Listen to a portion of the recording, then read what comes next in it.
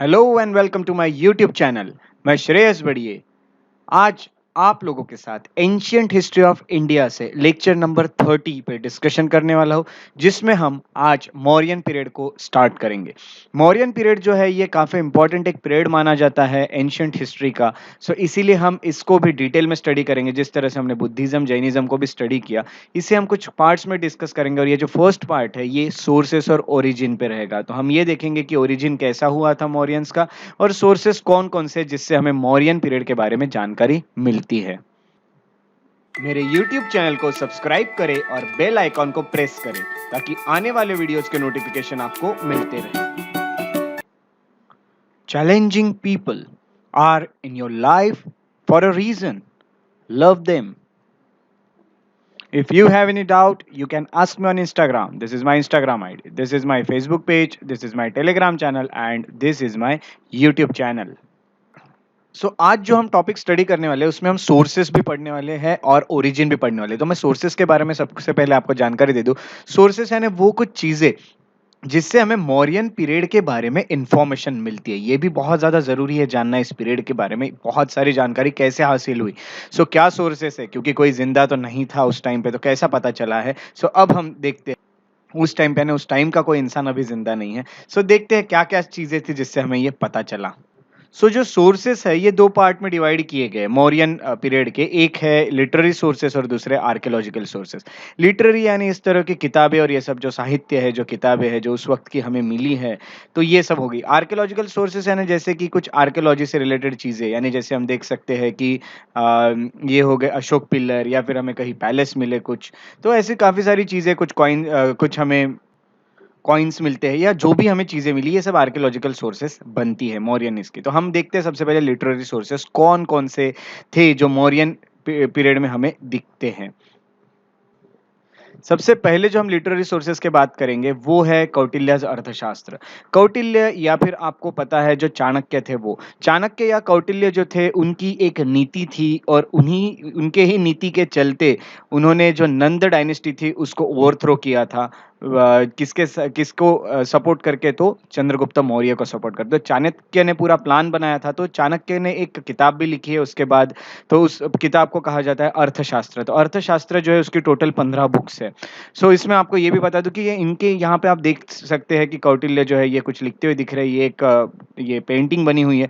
इसमें आप ये जान सकते हैं ये बुक के थ्रू की गवर्नमेंट एंड पॉलिटी कैसी थी उस वक्त की, यानी राजनीतिक जो हालात थे या फिर जो भी सरकार किस तरह से चलती थी, ये सब चीजें हमें इनके अर्थशास्त्र से पता चलता है। और उन्होंने एनालाइज भी किया हुआ है पॉलिटिकल और इकोनॉमिक कंडीशन को, किस तरह से अर्थव्यवस्था थी, राजनीतिक चीजें कैसी चलती थी। तो ये सब चीजें यहाँ पे कंडीशंस भी उन्होंने इसमें एनालाइज की हुई है। तो इस तरह से कौटिल्य का अर्थशास्त्र जो है वो हमें गवर्नमेंट पॉलिटिकल और इकोनॉमिक कंडीशंस के बारे में जानकारी देता है मौर्य डायनेस्टी के। अगला जो लिटरेरी सोर्स बनता है ये है मेगास्थेनिस इंडिका। कहीं कहीं पे इसको सी के जगह के भी लिखा जाता है, तो इंडिका के भी आता है। तो वो अलग अलग लैंग्वेजेस का अलग अलग है लिखना, तो आप किसी भी तरह से एग्जाम में उसे लिख सकते हैं। मेगास्थेनिस की जो इंडिका है, ये आपको जो स्कल्पचर दिख रहा है, ये जो आपको स्टैचू दिख रहा है, मेगास्थेनिस है। मेगास्थेनिस कौन थे, तो मेगास्थेनिस सेल्यूकस निकेटर जो है उनके एम्बेसडर थे। सेल्यूकस निकेटर कौन थे, अगर ये आपको मन में आपको डाउट आ रहा है तो मैं आपको ये बता दूं, जो अलेक्जेंडर थे, हमने अलेक्जेंडर के बारे में स्टडी किया। तो अलेक्जेंडर जो थे, अलेक्जेंडर के जैसे इंडिया पे आप जानते हैं अलेक्जेंडर, हमने पिछले ही जो हमारा लेक्चर था उसमें पढ़ा। तो अलेक्जेंडर के ये आर्मी में काम करते थे, तो आर्मी में भी इन्फेंट्री जनरल हुआ करते थे सेल्यूकस निकेटर। सेल्यूकस निकेटर धीरे धीरे जब अलेक्जेंडर चले गए तो उसके बाद ये जो सेल्यूकस निकेटर थे ये रूलर बन गए, ये जनरल बन गए, और इन्होंने अपना एक एम्बेसडर भेजा था। एक रिलेशन बने हुए थे ग्रीक और इनके, तो उन्हीं उन्हीं ने यहाँ पे उन्होंने ये थे सेल्यूकस निकेटर, उन्होंने अपना एम्बेसडर भेजा था जिनका नाम था Megasthenes, in the palace of Chandragupta Maurya. तो चंद्रगुप्त मौर्य के पैलेस में सेल्यूकस निकेटर रहा करते थे, और वो पूरा चीजें ऑब्जर्व करते थे, एज एन एम्बेसडर रहते थे, राजदूत करके रहते थे, और पूरी चीजें ऑब्जर्व करते थे। और ऑब्जर्व कर करके उन्होंने अपनी जो बुक है इंडिका नाम की, उसमें उन्होंने ये सब चीज़ें लिखी हुई है, तो इससे हमें पता चलता है। पर इसकी जो ओरिजिनल कॉपी है वो तो लॉस्ट है, वो तो नहीं मिल रही है। बस उसके कुछ कोटेशंस मिल रहे हैं जो कुछ ग्रीक राइटर्स ने इसी किताब के ऊपर कुछ कोटेशन लिखे हैं, जैसे कि स्ट्रैबो हो गए, डायोडोरस हो गए या फिर एरियन हो गए, प्लटार्क हो गए। ये सब जो लोग थे, ये जितने भी ग्रीक राइटर्स हैं, इन्होंने यही बुक पे इंडिका पे कुछ कोटेशंस लिखे। तो ये कोटेशंस हमारे हमारे पास अभी भी है, जिसके चलते हम ये अंदाज़ा लगा सकते हैं कि मौर्यन एम्पायर किस तरह से चलता था। इनकी जो कोटेशंस है इसमें या फिर मेगास्थनीज की जो इंडिका है उसमें क्या-क्या लिखा गया था, तो उसके उसमें एडमिनिस्ट्रेशन के बारे में लिखा गया था कि मौर्य लोग किस तरह से एडमिनिस्ट्रेशन देखते थे। कास्ट सिस्टम किस तरह का था, या फिर उस वक़्त स्लेवरी नहीं हुआ करती थी, है ना? तो गुलाम और ये सब यहाँ पे नहीं हुआ करते थे, ऐसा भी उन्होंने लिखा है। तो ऐसी कुछ चीज़ें हमें एटसेट्रा चीज़ें पता चलती है। तो आगे तो हम ये सब पढ़ने ही वाले हैं, पॉलिटी एंड ये सब जो चीज़ें हम अभी पढ़ेंगे, caste system, polity, economy during Mauryan period, तो तब आपके ये सब डाउट क्लियर हो जाएँगे। तो अभी ये जान लेंगे कि मेगास्थनीज के इंडिका में ये सब चीज़ों के बारे में हमें आइडिया मिलती है। उसके बाद जो अगली किताब है, ये है विशाखा दत्त का मुद्रा राक्षस। मुद्रा राक्षस जो एक किताब भी है, मुद्रा राक्षस एक संस्कृत ड्रामा भी है। सो ये ड्रामा इन संस्कृत है जो विशाखा दत्त ने लिखा हुआ है। सो अगर हम देखते हैं तो ये बुक में लिखा हुआ है, ये ड्रामा पूरा मुद्रा राक्षस नाम का ड्रामा है। सो मैं आपको ये बता दूं कि जो विशाखा दत्त की बुक है वो गुप्ता पीरियड में लिखी गई थी। तो गुप्ता पीरियड में जो चीज़ें मौर्य पीरियड की पता थी वो पूरी चीज़ें विशाखा दत्त जी ने यहाँ पे लिखी हुई है। और उसमें उन्होंने मेनली क्या लिखा है कि चाणक्य ने किस तरह से असिस्ट किया था चंद्रगुप्त मौर्य को और ओवरथ्रो कर दिया था नंद को। नंद डायनेस्टी जो थी उसको किस तरह से ओवरथ्रो किया गया, चाणक्य ने किस तरह से अपने पूरे प्लान बनाए, ये सब चीज़ें इसमें लिखा हुआ है। और उसके साथ-साथ उन्होंने ये भी लिखा है कि सोशियो इकोनॉमिक कंडीशन कैसी थी उस वक़्त, है ना? तो सामाजिक या अर्थव्यवस्था कैसी थी, अगर हम देखेंगे मौर्य पीरियड के वक़्त, ये सब मुद्रा राक्षस में लिखा हुआ है जो कि विशाखा दत्त की है। तो इसमें हमें मौर्य के बारे में ये चीज़ों के का हमें इन्फॉर्मेशन मिलती है। अगले जो कुछ हमें लिटरेरी सोर्स मिलते हैं उसमें आते हैं पुराण। तो पुराण जो है यानी देखिए पुराण यानी ओल्ड ओल्ड जो टेक्स्ट है वो उसको पुराण कहा जाता है। तो ये आपको एक पुराण दिख रहा है। तो ये पुराणों में भी काफ़ी सारी चीज़ें लिखी है, कलेक्शन ऑफ लेजेंड्स है पुराण यानी। सो ये जो पुराण होते हैं इसमें काफ़ी सारी चीज़ें लिखी हुई है। तो इसमें हमें लिस्ट ऑफ मौर्यन किंग्स के बारे में इन्फॉर्मेशन मिलती है, क्रोनोलॉजी पता चलती है कि कौन पहले आया, कौन बाद में आया। ये सब चीज़ें हमें बताने के लिए पुराण है। पुराणों में जिस तरह से ज़िक्र किया गया हम ये समझ सकते हैं कि कौन-कौन मौर्य किंग होके गए या फिर मौर्य की जो भी किंग थे उनकी क्रोनोलॉजी क्या है। ये सब चीज़ों के आइडिया हमें पुराण देते हैं। पुराण के बाद जो अगला लिटरेरी सोर्स आता है वो है बुद्धिस्ट लिटरेचर। बुद्धिस्ट लिटरेचर यहाँ पे बहुत इंपॉर्टेंट रोल प्ले करता है। क्यों? क्योंकि देखिए हालाँकि जो चंद्रगुप्त मौर्य थे ये तो इन्होंने जैनिज़्म अपनाया था, बट जो अशोक थे उन्होंने बुद्धिज़्म को अपनाया था। और बुद्धिज़्म को अपनाने के बाद बुद्धिज़्म का काफ़ी डेवलपमेंट किया गया ड्यूरिंग रेन ऑफ अशोक। तो अशोक के वक़्त बहुत ज़्यादा डेवलपमेंट हुआ बुद्धिज़्म का। सो बुद्धिस्ट लिटरेचर में काफ़ी सारी चीज़ें मौर्य के बारे में हमें दिखाई देती है।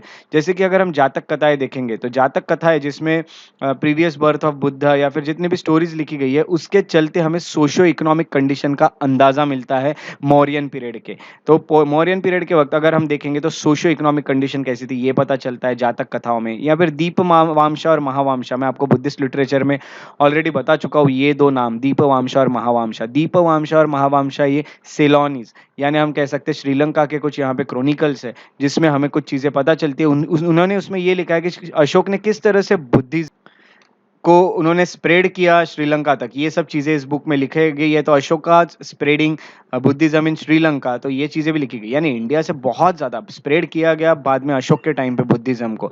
सो बुद्धिज़्म का बहुत ज़्यादा प्रसार हुआ था। तो ये सब चीज़ें किस तरह से होती है, ये पूरा लिखा जाता है दीपवामशा और महावामशा में। उसके अलावा दिव्य वंदना जो है ये तिब्बत की एक किताब है, तिब्बत के कुछ टेक्स्ट है जिसमें लिखा जाता है अशोक के एफर्ट्स बुद्धिज़्म को स्प्रेड करने में, किस तरह से तिब्बत तक भी पहुँचा बुद्धिज़्म। बुद्धिज़्म पूरा हर जगह चाइना, तिब्बत बहुत सारे देश में आप देख सकते हैं, एशिया के देशों में, अलग-अलग देशों में पहुँचाया गया बुद्धिज़्म। सो अशोक के कितनी मेहनत थी, कितने एफर्ट्स डाले अशोक ने ये करने के लिए, पूरा हमें दिव्य वंदना में पता चलता है। तो इस तरह से ये सब जो चीज़ें थी, ये बनते हैं हमारे लिटरेरी सोर्सेज़। अब हम देखते हैं कुछ आर्कियोलॉजिकल सोर्सेज़। आर्कियोलॉजिकल सोर्सेज़ की तरफ अगर हम जाते हैं, तो आर्कियोलॉजिकल सोर्सेज़ जितने भी हैं, वो उसमें जो लैंग्वेज मेनली यूज़ होती थी, वो पाली या फिर प्राकृत होती थी। और जो स्क्रिप्ट में लिखते थे, वो ब्राह्मी। ईस्ट में अगर लिखा गया है, तो ब्राह्मी स्क्रिप्ट का इस्तेमाल किया जाता था। ग्रीक और अरमानिक ये भी कुछ स्क्रिप्ट है जिसका लिपि, इसका भी इस्तेमाल किया जाता था वेस्ट में, और खरोस्ती स्क्रिप्ट का इस्तेमाल किया जाता था स्पेशली नॉर्थ वेस्ट में। सो ये चीज़ें, और लैंग्वेज जो यूज़ करते थे ये पाली और फिर या फिर प्राकृत ये लैंग्वेज हुआ करती थी अशोक के टाइम पे या फिर मौर्यन टाइम पे जितने आर्कियोलॉजिकल सोर्सेस मिले हमें उस पे। सो अब सबसे पहले हम जो आर्कियोलॉजिकल सोर्सेस देखने वाले हैं वो है Ashoka's addicts and inscriptions. Addicts को हम शिलालेख कहा कहा जा सकता है। देखिए यहाँ पे इसमें लिखा गया है पत्थर पे उन्होंने काफ़ी सारे। सो ये कुछ सूचनाएँ लिखते थे इस तरह से पत्थर पे, तो ये अशोक एडिक्ट्स एंड इंस्क्रिप्शन है। ये पूरे शिलालेख है ये जो लिखे गए हैं। देखिए ये पिलर है अशोक का, इस पे भी अशोक ने लिखवाया है कुछ। ये जो पत्थर है इस पे भी लिखवाया है, कुछ सूचनाएँ लिखते थे या फिर जो रूल्स है या फिर जो भी कायदे हैं वो पूरे लिखा करते थे अशोक। सो सबसे पहले ये जो एडिक्ट्स या फिर इंस्क्रिप्शन है इसको डेसिफर करने वाले, इसको पढ़ने वाले जो थे वो जेम्स प्रिंसेप बनते हैं। 1837 में डेसिफर किया गया ये जो भी चीज़ें लिखी गई है इसको। अशोक के प्रोक्लेमेशन लिखे जाते थे इस पे to the public at large, है। प्रोक्लेमेशन यानी हम घोषणाएं कह सकते हैं। जो अशोक जो भी घोषणा करते थे उसे लिखा जाता था बड़े पैमाने में और लोगों को वो लोगों के सामने जो भी स्ट्रक्चर है उस पे लिखा जाता है ताकि लोग वो सब पढ़ सके और जान सके अपने किंग को। सो इस तरह से किंग हुआ करते थे अशोक। आगे के लेक्चर्स में आप अशोक के बारे में भी पढ़ोगे, चंद्रगुप्त के बारे में पढ़ोगे, बिंदुसार के बारे में पढ़ोगे। सो बहुत ज़्यादा इंटरेस्टिंग रहने वाला है ये मौर्यन पीरियड। तो ये सब चीज़ें आपको आगे भी जानने मिलेगी। अभी तो हम ये सिर्फ एक बेसिक नॉलेज ले रहे हैं। उसके बाद हम आगे जाते हैं तो अदर इंस्क्रिप्शंस भी मिले। अदर इंस्क्रिप्शन यानी बाकी और चीज़ें लिखी हुई मिली, तो ये डायरेक्टली कंसर्न थी मौर्यन पीरियड के साथ। जैसे कि अगर हम देखते हैं कि जूनागढ़ रॉक इंस्क्रिप्शन, यहाँ पे देखा तो डायरेक्टली अशोक के ही ये चीज़ें का नॉलेज देती है, बट यहाँ पे है जो ये पूरे मौर्यन पीरियड का ही देते हैं। तो जूनागढ़ में कुछ रॉक है उसके ऊपर कुछ चीज़ें लिखी हुई मिलती है इस तरह से। अगर हम देखते हैं तो सोहगौड़ा करके जो जगह है वहाँ पे कॉपर प्लेट मिली है। गोरखपुर यूपी में आता है सोहगौड़ा, तो ये देख सकते हैं आप, ये कॉपर प्लेट है। इस पे भी कुछ लिखा गया है जिससे हमें नॉलेज मिलता है मौर्यन पीरियड के बारे में। या फिर महास्थान इंस्क्रिप्शन है, बोगारा करके है, बांग्लादेश में है अभी ये। यहाँ पे भी कुछ इंस्क्रिप्शन मिले इस जगह पे, उसमें भी हमें पता चलता है कि जो मौर्यन पीरियड था वो किस तरह से हुआ करता होगा। सो इस तरह से ये लोग मौर्य जो थे ये लिखा करते थे जिससे हमें मौर्यन पीरियड का पूरा नॉलेज हासिल होता है। अगला जो हमें आर्कियोलॉजिकल सोर्स मिलता है वो है कुछ मटेरियल्स जिससे हमें उनकी जो व्यवस्थाएं थी, सोसाइटी बोल सकते हैं, उनका जीवन बोल सकते हैं, ये सब हमें पता चलता है। एक मिलता है हमें वुडन पैलेस चंद्रगुप्त मौर्य का, हालांकि वो टूटा हुआ है, अभी हमें बहुत ज़्यादा उस वो मिल नहीं रहा है, बट मैं आपको ये बता दूं कि जो ये है वुडन पैलेस, उसके कुछ जो भी रिमेनेंट्स मिले हैं हमें, अगर हम देख सकते हैं तो उसकी दीवारें तो पूरी तरह से टूट चुकी है, बट थोड़ा सा हमें स्ट्रक्चर मिलता है, उससे जानकारी हमें पता चलती है कि किस तरह का पैलेस रहता होगा चंद्रगुप्त मौर्य। और आपको ये भी बता दूं कि northern black polish ware NBPW, ये हमें इस तरह के हमें यहाँ पे कुछ यूटेंसिल्स, कुछ पॉट्स मिलते हैं जिससे हमें ये पता चलता है कि ये इस तरह के पॉलिश वेयर ब्लैक कलर के कुछ जो भी यहाँ पे पॉट्स या फिर जो भी चीज़ें हैं वो यूज़ किया करते थे। हमें कुछ सिल्वर कॉपर पंचमार्क कॉइन्स भी मिलते हैं ना, तो सिल्वर कॉपर के कॉइन्स मिलते हैं। देखिए पंचमार्क है, इस पे पंच किया गया और ये कॉइन्स बनाए गए। ये कुम्हरार पटना में मिले, एटसेट्रा एटसेट्रा, ऐसे बहुत सारे हमें मटेरियल रेमिनेंट्स मिले हैं, रिमेन्स मिले जिससे हमें पता चला। जैसे कि मैंने कहा आपको अशोक पिलर दिखे, कुछ स्तूप दिखे, ऐसे काफ़ी सारे आर्कियोलॉजिकल चीज़ें हमें मिली है जिससे हमें पता चला कि किस तरह से मौर्यन रूल या मौर्यन एम्पायर था। तो ये कुछ चीज़ें हैं जो हमें नॉलेज देती है। तो ये पूरे हो गए आपके सोर्सेस ऑफ मौर्यन एम्पायर, जिसमें हमें लिटरेरी सोर्सेस और आर्कियोलॉजिकल सोर्सेस देखे। अब हम देखने वाले हैं ओरिजिन ऑफ मौर्यंस। तो ये मौर्यंस थे कौन और कहाँ से आए थे, इसका नॉलेज तो बहुत ज़्यादा जानकारी नहीं मिल पाई। तो एक चीज़ आपको ये बता दूं कि सब ने अपने अकॉर्डिंग अलग अलग चीज़ें बताई है। तो ये क्या है सबसे पहले देख लेते हैं। सो मौर्य जो थे, इनके बारे में जो हमें जानकारी मिलती है, ये आपको जो स्टैचू दिख रहा है चंद्रगुप्त मौर्य का स्टैचू है। सो ब्राह्मणिकल कुछ ट्रेडिशन कुछ कहते हैं, कुछ बुद्धिस्ट ट्रेडिशन कहते हैं। सो इसमें सबसे पहले आपको ये बता दूं कि जो भी ट्रेडिशंस है, जो भी कल्चर है, अलग अलग कल्चर अलग अलग हमें इन्फॉर्मेशन देते हैं। तो ब्राह्मणिकल ट्रेडिशन ये कहते हैं कि एक मूरा नाम की एक वुमेन हुआ करती थी जो कि शूद्र थी।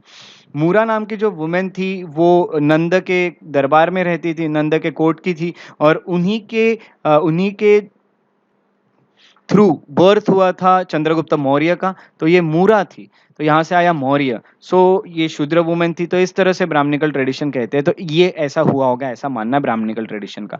बुद्धिस्ट ट्रेडिशन ये मानते हैं कि एक क्षत्रिय हुआ करते थे जिनको मौर्यास कहा जाता है। मौर्यास क्यों कहा जाता है, क्योंकि ये ऐसे जगह से आए थे जहाँ पे मोर हुआ करते थे, जहाँ पिकॉक हुआ करते थे बहुत सारे, उस जगह से आए हुए कुछ क्षत्रिय थे, इसीलिए इनको मौर्या कहा गया है। सो ऐसे अलग अलग गेसिंग्स है, अलग अलग इसमें अलग अलग चीजें कही गई है। एग्जैक्टनेस हमें आज तक पता नहीं चल पाया, बट ये जो ट्रेडिशंस है यही हमारे एविडेंस बने हैं। सो इसी से हमें इन्फॉर्मेशन मिलती है कि ये इनमें से कोई चीज़ रही होगी शायद। सो ये चंद्रगुप्त मौर्य नाम के व्यक्ति थे, आपको पता है, जिनको चाणक्य ने सपोर्ट किया और फिर उन्होंने नंदा डायनेस्टी जो थी उसको ओवरथ्रो कर दिया और फिर पूरा चंद्रगुप्त मौर्य ने अपना एक एम्पायर जो था, मौर्यन एम्पायर, उसको खड़ा किया। देख सकते हैं कितना बड़ा एम्पायर है ये मौर्यन एम्पायर, इतना बड़ा एम्पायर, पूरा इंडिया एक कर दिया था मौर्यंस ने। पहली बार इतना बड़ा इंडिया एक एक रूल के अंडर आ गया था, इसीलिए इसको पढ़ना बहुत ज़्यादा ज़रूरी है, इस पे बहुत सारे क्वेश्चन भी आते हैं। सो ये रहा हमारा फर्स्ट जो पार्ट था वो, जिसमें हमने सोर्सेस और मौर्यन हिस्ट्री को पढ़ा, सोर्सेस ऑफ मौर्यन हिस्ट्री पढ़ा और हमने ओरिजिन भी देखा किस तरह से हुआ होगा। सो अगले लेक्चर में हम रूलर्स पढ़ेंगे, जिसमें हम चंद्रगुप्त मौर्य, बिंदुसार या फिर जो अशोक थे, इनको भी स्टडी करने वाले। सो बने रहिएगा अगले लेक्चर में। तो अगर आपको मेरे वीडियो लेक्चर पसंद आते हैं तो उन्हें लाइक ज़रूर करें, शेयर करें मेरे वीडियोज़ को ज़्यादा से ज़्यादा और सब्सक्राइब करें मेरे यूट्यूब चैनल, ताकि मैं रेगुलरली इसी तरह आपके साथ नॉलेज शेयर करता रहूँ। अगर आप और अपडेट्स चाहते हैं तो फॉलो और लाइक कर सकते हैं मेरे फेसबुक पेज, जिसको श्रेयस बड़ी और श्रेयस बड़ी इंटरप्रिटेशन पे। अगर आप मेरे साथ कनेक्टेड रहना चाहते हैं तो इंस्टाग्राम पे आप मुझे फॉलो कर सकते हैं, या मेरे बारे में जानकारी चाहते हैं तो आप श्रेयस बड़ी द पीस लवर पे मुझे फॉलो कर सकते हैं इंस्टाग्राम में। श्रेयस बड़ी @gmail.com पे आप मुझे मेल भी कर सकते हैं। सो इसी तरह हम मिलते रहेंगे अगले लेक्चर में। तब तक के लिए अपना ख्याल रखें और आपका दिन शुभ हो।